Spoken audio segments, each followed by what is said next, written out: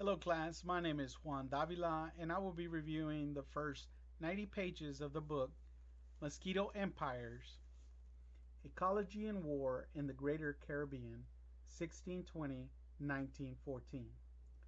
Written by J.R. McNeill and published by the Cambridge University Press in January of 2010, the book tackles the development of the Creole ecology in the Caribbean, which served as a background for the yellow fever pandemic.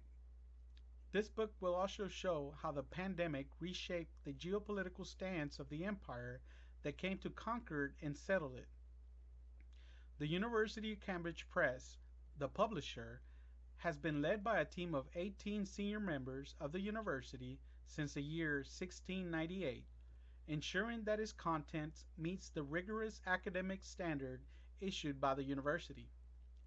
The publisher has a remarkable reputation and extensive collection of works, including corresponding files from writers like J.B. Priestley, philosophers like Bertrand Russell, Alfred North Whitehead, and great scientists like Ernest Rutherford, J.J. Thomson, and Albert Einstein.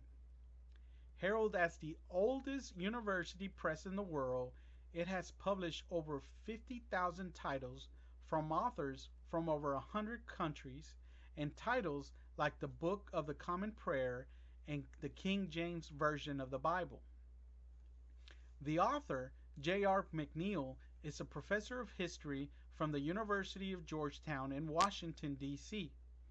He has written several books with titles such as The Mountain of the Mediterranean World, 2003, and Something New Under the Sun, an environmental history of the 20th century world in the year 2000.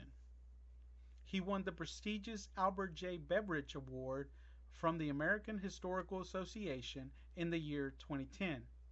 And in 2019, he was awarded with the Distinguished Scholarship Award, Scholard Award from the American Society for Environmental History.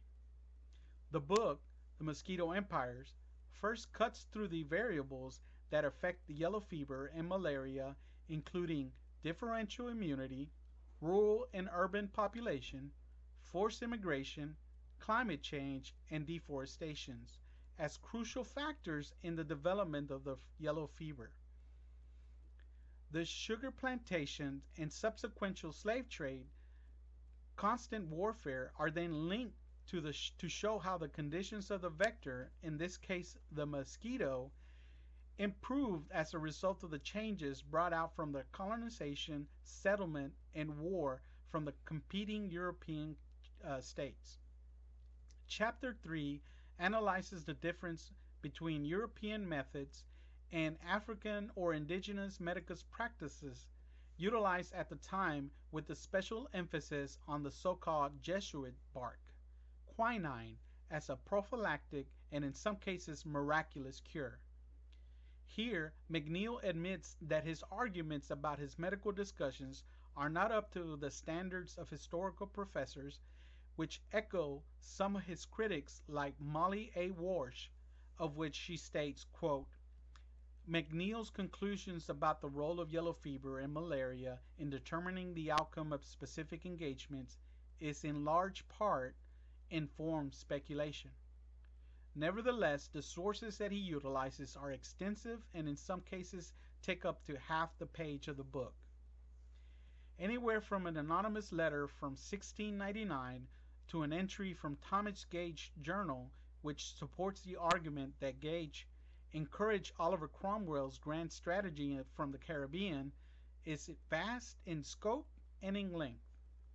The book matters because it shows how and why pandemics like yellow fever and malaria are caused by changing the ecology, which ultimately also reshapes the geopolitical stance of the battling empires. Today, we see governments again distancing from common sense practices for the sheer continuation of profits and wealth.